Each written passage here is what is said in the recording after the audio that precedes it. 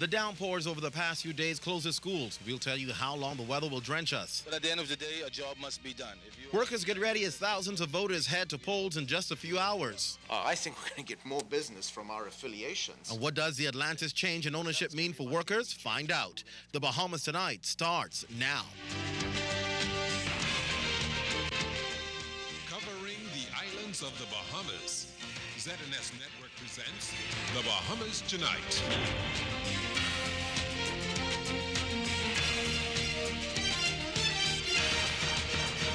The countdown is on to the advanced poll just hours away now. Close to 8,000 eligible voters have signed up for the early voting process. And for the very first time in an historic move, thousands of Bahamians will take advantage of the process. That's being considered a test run towards the May 7th general elections. Carla Palmer tells us all about preparations for the advanced poll. The Bahamas Tourism Training Center and the Kendall Isaacs Gymnasium have been designated voting sites for the advanced poll. And in spite of the rainy weather conditions, a lot of preparatory work is going on for the election. Keno Wong and his team of Omega Party Rentals are putting up tents at the voting site. At the end of the day, a job must be done. If you are in the tent business, this is what makes it. You know, this is what you live for. From the outside to the inside here at the Kendall Isaacs Gym, the booths have already been set up. But other than that, nothing much is happening here at this time. But we know that's expected to change come tomorrow morning during the advanced poll, which is expected to open promptly at 8 a.m. Anybody who applies to vote in the advanced poll, and who may not, even if your name is there, if you do not vote, you can still vote on election day. More than 7,800 people are registered to vote in the advanced poll, with 419 Bahamians doing so from overseas. Parliamentary Commissioner Errol Bethel. The only thing we will guard against is to make sure that we have a record of anybody who does vote, so that nobody tries to vote a second time. We cannot allow that to happen. Here at the Parliamentary Department, it remains a flurry of activity inside and out. Could you imagine? Persons are still picking up their voters' cards just days before election. There are still a number of cards to be collected. When we last checked, when it was almost about more than a week ago, almost 2 weeks ago, we had just under 10,000 cards left out of 118,000 in New Providence. In addition to Keno Wong, Costello Fernanda is a proud Bahamian, acknowledging the first-time advanced polling for people abroad as progress in the country. Well, I know for sure that my family members that lives in Atlanta as well as in Florida, they are very excited about this. That's good because everybody probably won't be able to come home to vote. Just as a reminder, voters should come to the polls with their voters' cards. If not, have a valid ID like a passport, driver's license, or an official work ID. Carla Palmer, ZNS News.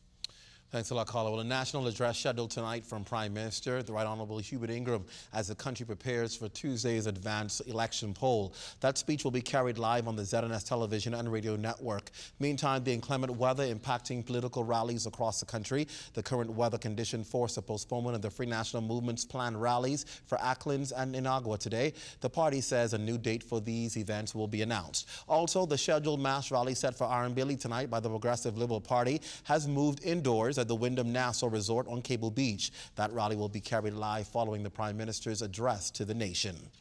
Well, Dame Marguerite Pindling slamming Prime Minister Ingram for using her husband's image on a rally stage. She told a rally on Clifford Park the suggestion was Mr. Ingram was Sir Lyndon's choice. But the former First Lady says when her husband gave the address in 1997, he was simply trying to be gracious to Mr. Ingram. It's a war of words that grabbed the country's attention this election season. Shanique Miller has a look at both sides of the issue.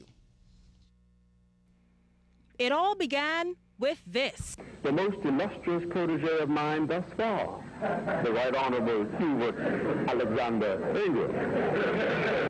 A video clip from 15 years ago of Sir Lyndon Pindling during his farewell address to Parliament. The former Prime Minister praised Prime Minister Ingram for being elected to the highest political office in the Bahamas.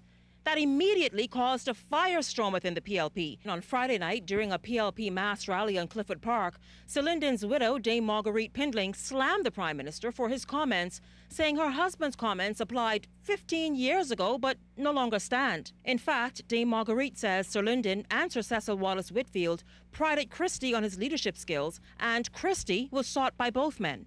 Perry was also Sir Cecil Wallace Whitfield's choice to be leader of the FNM, not Hubert. Now that should tell you something about how good Perry must be, eh? On Saturday, while at a rally in Bimini, Mr. Ingram said it was the people of the Bahamas who determined that era of PLP leadership had to come to an end.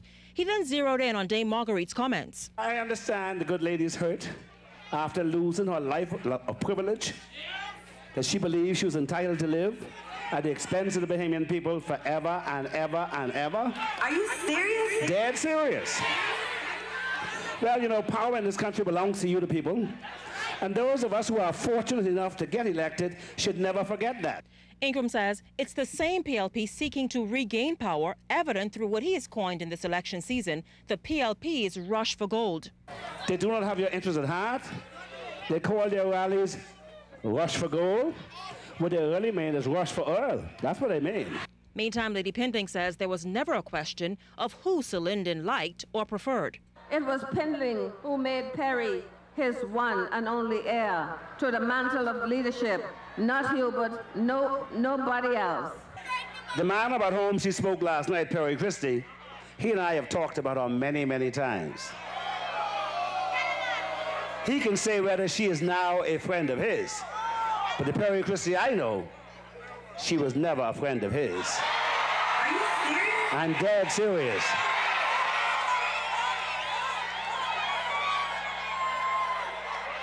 And he is no friend of hers either. Shanique Miller, ZNS News.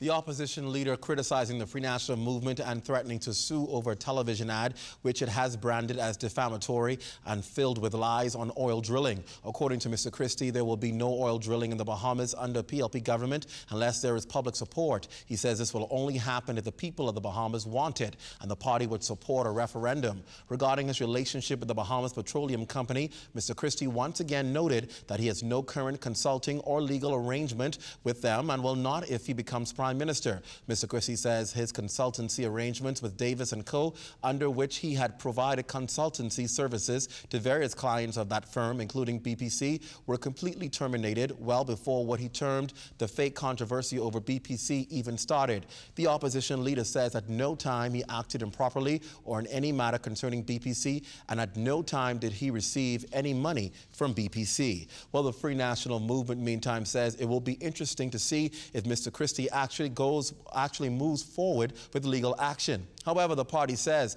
this move could require Mr. Christie and Philip Davis to turn over all communications with BPC and the arrangements, the amounts of money paid, including fees paid for future services. The FNM says this legal action could also shed light on the kind of services Mr. Christie provided the company as a sitting member of Parliament. According to the FNM, Mr. Christie is now trying to backtrack on his previous comments by using semantics and technicalities. Mr. Christie says he received no money from BPC, but the FNM notes that there was an intermediary on the money trail, as Mr. Christie himself said he was paid by the law firm of his political partner, Philip Brave Davis, to offer advice to their joint client, BPC. The FNM maintains that Mr. Christie cannot be trusted to keep his promises or stay true to his words.